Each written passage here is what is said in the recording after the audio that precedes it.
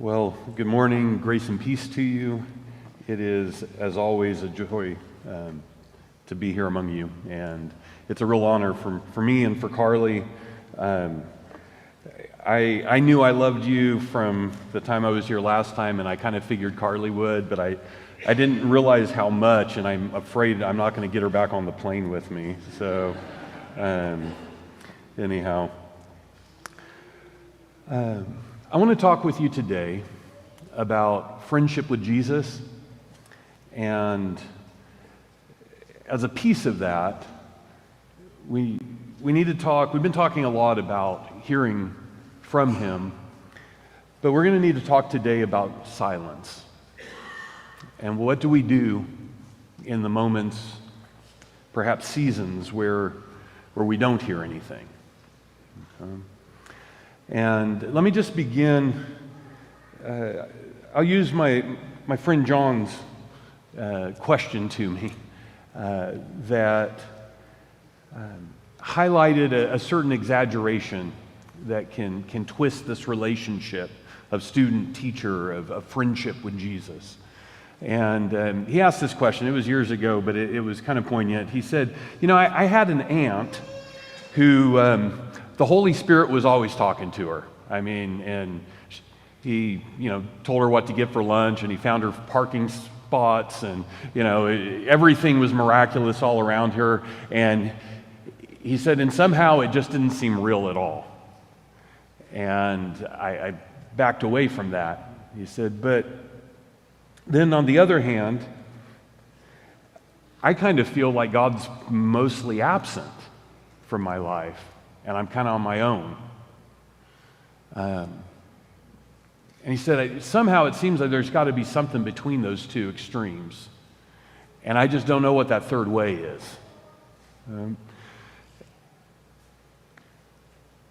That third way is friendship with Jesus. It's friendship with Jesus.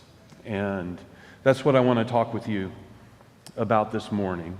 We already read John 15, 12 through 17. I won't read it again. But what Jesus does there is he talks about the relationship that he desires to have with us, with his students, through this contrast between the master-slave relation and the relationship of friendship. And I just say friendship is something that it grows rather naturally out of a student-teacher relationship, right? I think many of us have had relations like that between, with teachers, and found that they come to be not just dear to us, but it seems to happen both ways. And so that's what Jesus actually desires as a relationship with you and me, is a friendship. And as the basis for that, what he does is he gives us a single command as opposed to a to-do list in that passage. So the single command actually that kind of marks the direction, sets the horizon for this whole relationship with that we're going to have with Jesus is the love command, right? He says, "This command I give you, that you love one another as I have loved you." Right? And here's the thing: the reason it's just one command, that's it, is because that one command actually is the whole project. Right? It's the whole project. What God is doing in this world, what He's calling us into, His kingdom, it's a process of overwhelming evil with good, and that happens through this process of learning to love one another, to seek the good of those around us. And then gradually, as we do that in partnership with Jesus, under this kind of broad, overarching umbrella of God's activity in the world, we find out that it's safe to extend that love to more and more, and even to those who would hate and try to hurt us. We don't seek their aims, but we seek their good, right?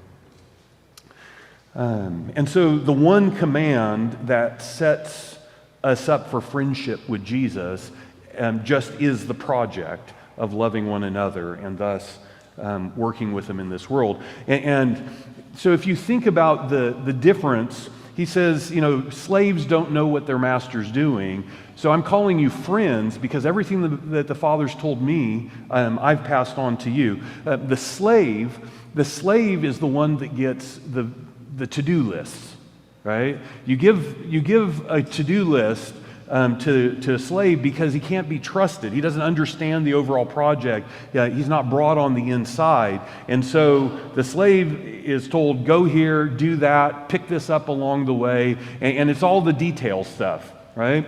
But the friend, on the other hand, the friend is brought on the inside of the project.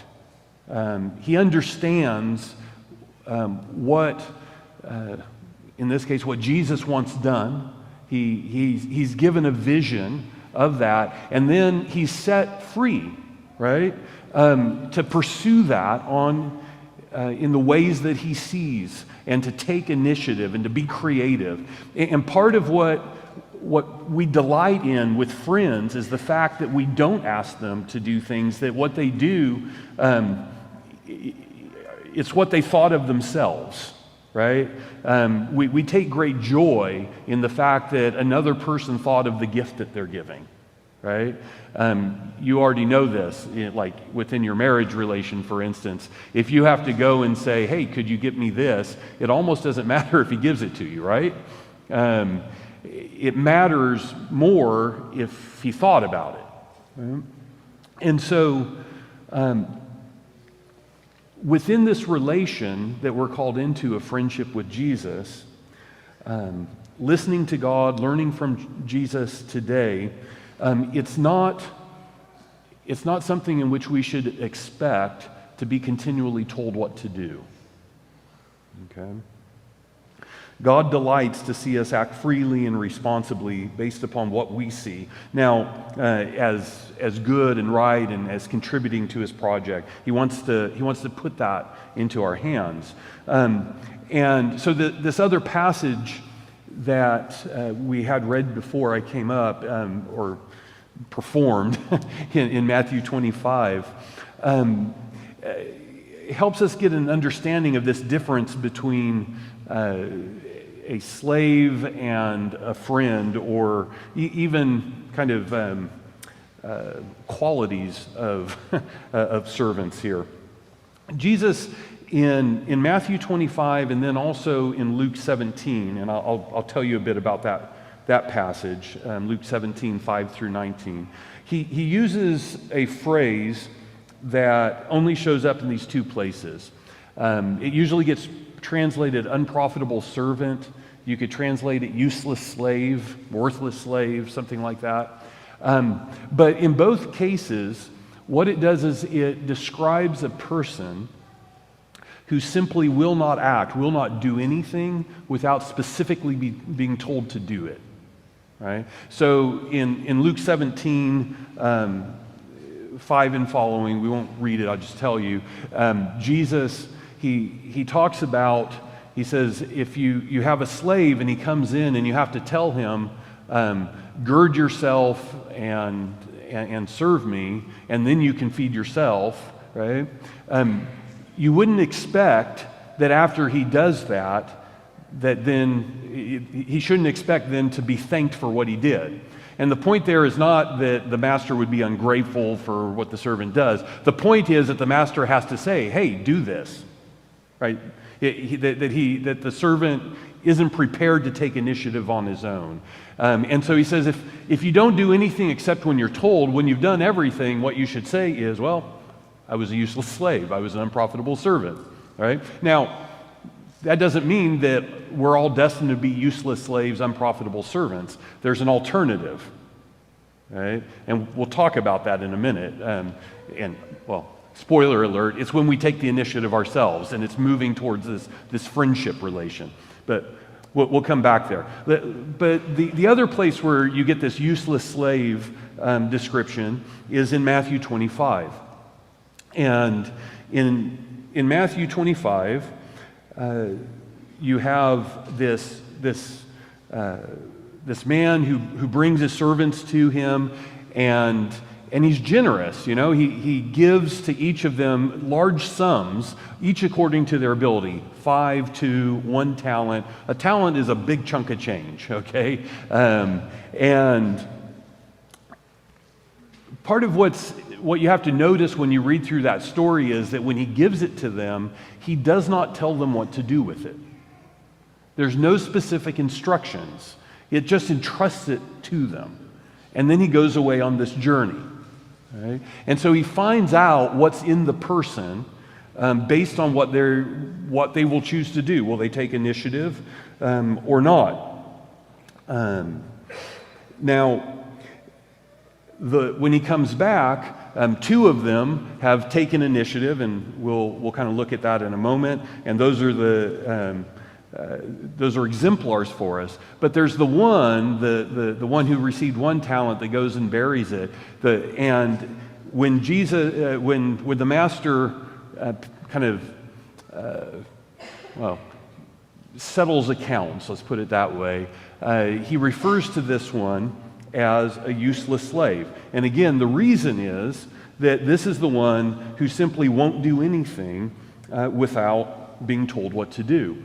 And the result is, he says, cast them out, right? Well, take what's his, give it over here, but then cast them out into outer darkness where there'll be weeping and gnashing of teeth.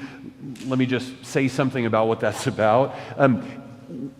If we refuse to take any initiative to act on what we see to be good and in line with the Father's project, the result of that over time is that we'll find ourselves kind of on the outside of that project and incapable of understanding what's going on in there. Okay, that's what outer darkness is about, right? It's finding oneself on the outside of it because we wouldn't step in, and then kind of increasingly befuddled as to what that is, right? That's the darkness part.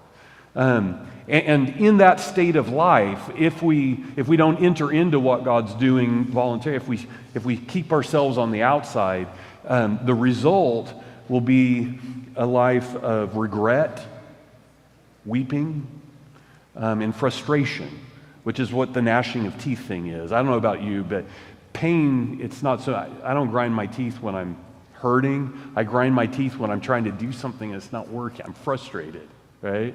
And that's kind of the state of life that we end up in if we don't receive this gift of working with God and enter into it. Okay? Now,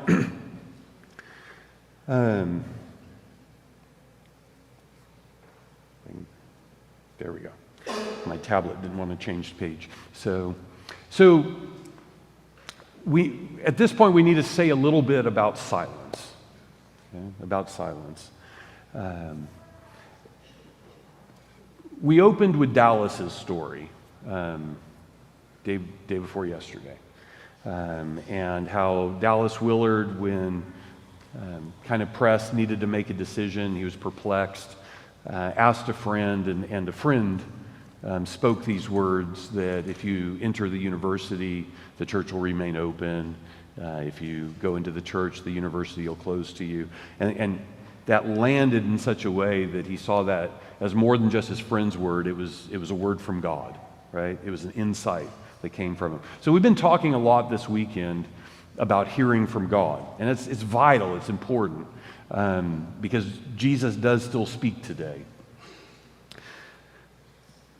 But there's also an experience that it wouldn't be honest to do this weekend without addressing. And so I want to share the story of Anya Boyajievich.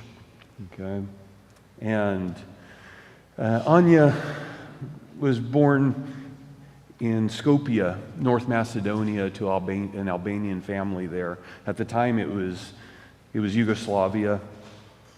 And as a young girl, she had a great devotion to Jesus.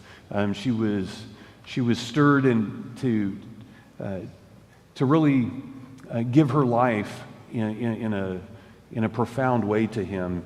She writes in her journal that we still have that she wanted to do something beautiful for Jesus. She wanted to love him like he'd never been loved before, is what she said. And Jesus interacted with her in really intimate and personal ways.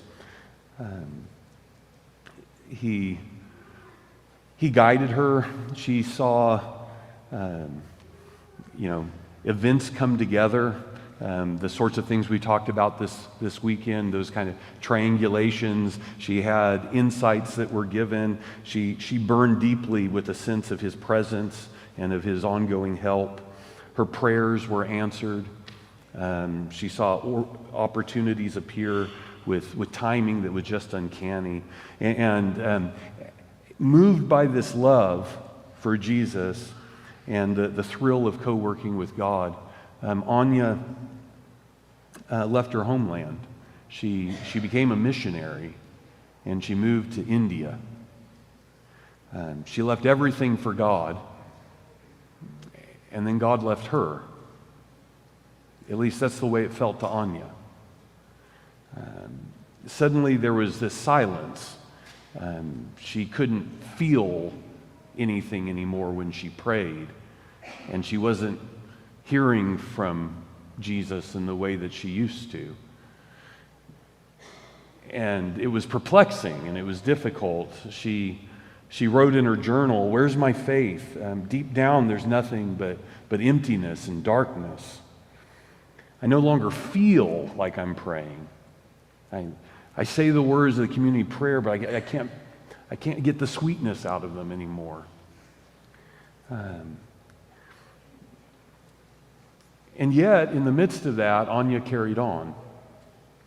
She served the people that came to her. She smiled. She encouraged the people around her. But inside, it was dryness and darkness and silence. And the question that we need to ask, is she an authentic student of Jesus? Is she a friend of Jesus? Is Jesus a friend to her? Would it matter if you knew that Anya took on a different name?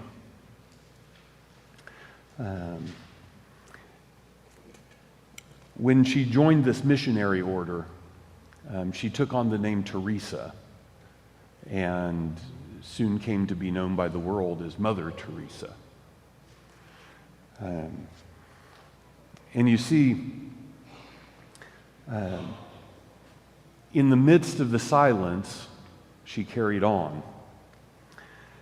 And this is a silence that actually is anticipated in our passage in Matthew 25. The Master's generous. I mean, he gives without restraint to each as they're capable of making use of it. And implicitly, in giving it to them without a to-do list, he's inviting them into a friendship, right? He's inviting them to take initiative and to decide what will be done. But then the generous master leaves, and the conversation hits a hiatus. What do you do next? What do you do next when the silence sets in for whatever reason? Well, we know what the useless slave does. We've seen that part. That's what Jesus describes, how Jesus describes the person that'll do nothing except when specifically told, who needs a Siri-like voice to, guide him or her through the world and to say, do this, do that. But there is another possibility here. And it's interesting, both in Luke 17 and in Matthew 25, we see the possibility for being a profitable servant or really a friend. Because in both of those passages, we were given a picture of somebody who acts without being asked, right? And so in Luke chapter 17, there's 10 lepers, right? So right after the passage where Jesus describes the master who comes home and he has to tell his servant to get things ready, he says, well, if he had to tell you, don't expect to be thanked for it at the end. Just say, useless slave, right? Well, right after that, as if to give us a contrast, you get this picture of somebody taking free, creative initiative to do what they're not told to do, okay? And in this case, what happens is that Jesus is traveling along, and 10 lepers come to Jesus, and they want to be cleansed. And when they cry out to him, when they ask to be cleansed, Jesus says, "Go, show yourself to the priest." And so they go, and as they're walking away, as they journey to show themselves to the priest, they realize that they've all been healed, they've all been cleansed. Okay? So you have 10 of them walking to carry out a command of Jesus, right? They're going to the priest just as Jesus told them.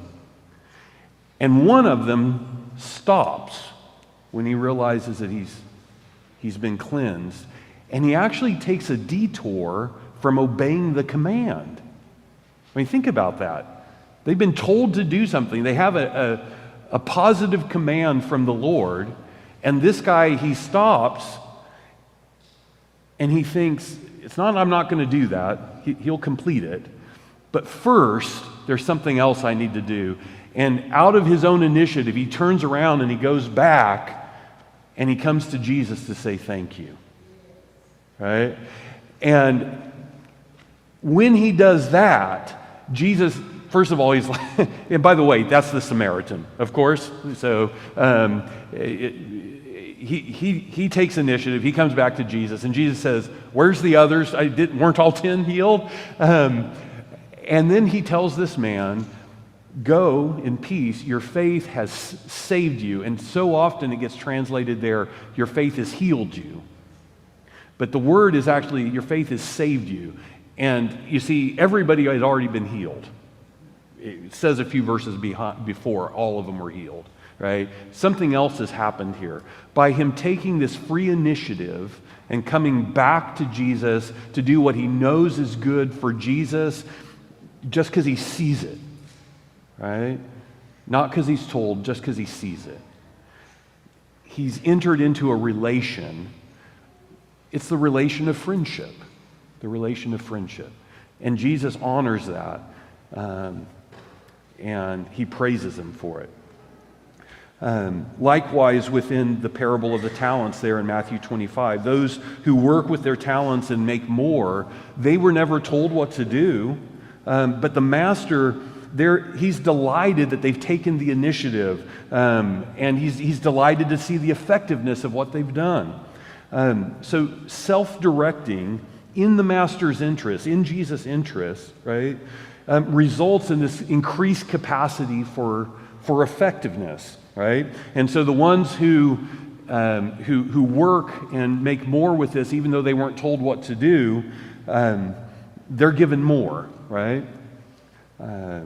He says, "You've been faithful in a little, you'll be placed in authority over much. Enter into your master's joy." And just pause there for a second. What's the master's joy? Well, in the story, what does he take great joy in? He actually takes joy in handing over capacity to other people. Okay? To enter into the master's joy is to enter into this process, not just of receiving the free initiative, but also then of being able to empower others. Right? That's entering into the master's joy. Right? And that's what Anya, Teresa, does.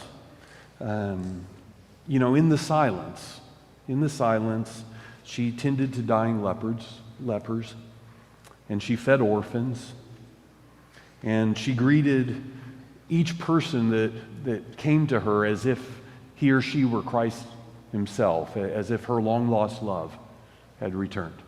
Right? And in an interview much later in life, the interviewer asked her about her prayer life. And you can find a clip of this if you search on YouTube. He wants to know, when you pray, what do you say to God? And she smiles. She says, "Oh, I don't really say anything. I just listen to God." And so he presses a bit and he says, "Well, what does God say to you?" "Oh, he doesn't really say anything either. He's just listening to me." So here's a student of Jesus who is bearing witness to him at the ends of the earth. Okay? She's heard his voice. He's guided her, set her on a path. But then there was silence, and not just a short stretch, a long one. And I don't know why. She didn't know why, and it hurt. Presumably God had his reasons. Okay?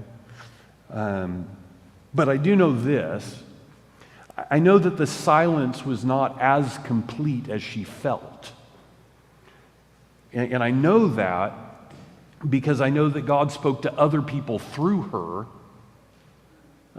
over the course of many, many years. Testimonies abound. Insights came to others as she spoke.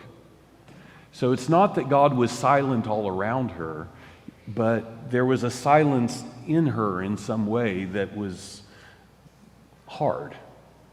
Okay?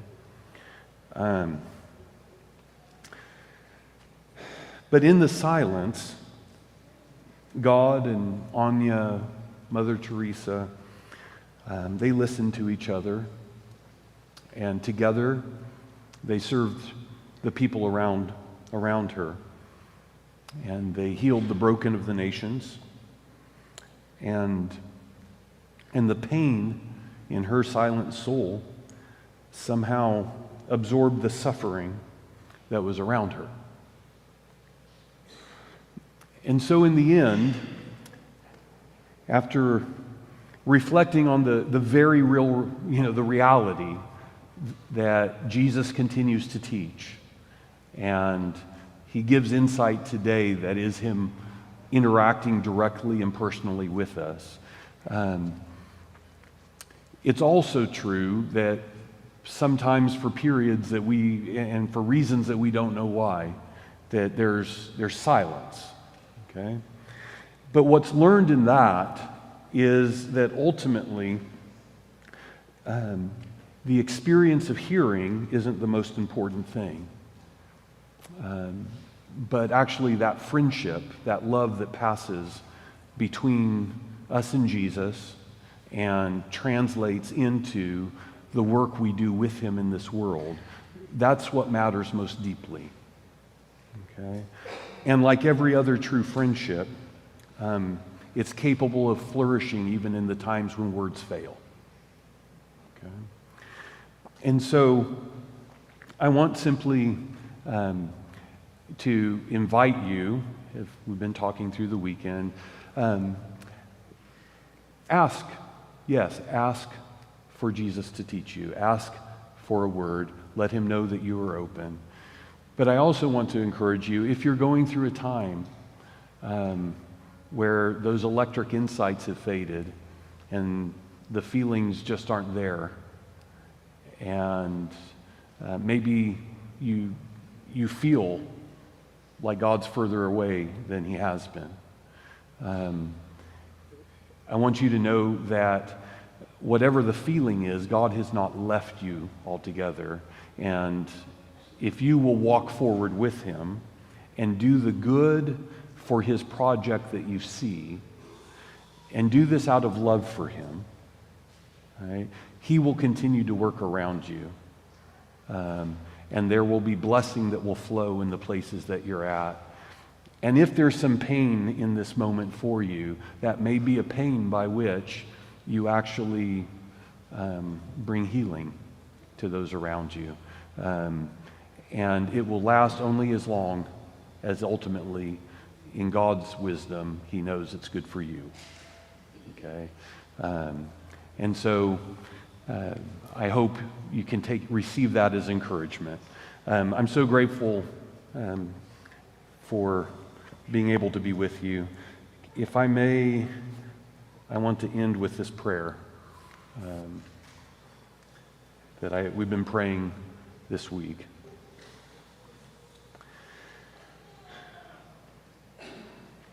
May our Father grant that you walk with a rich and persistent awareness of God's presence and help in your daily life, knowing that you're never unaided, never alone.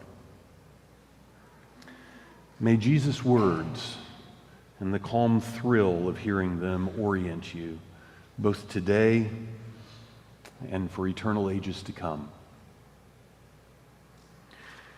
May your life learning in Jesus' way shine so that those around you come and ask about the hope they see in you.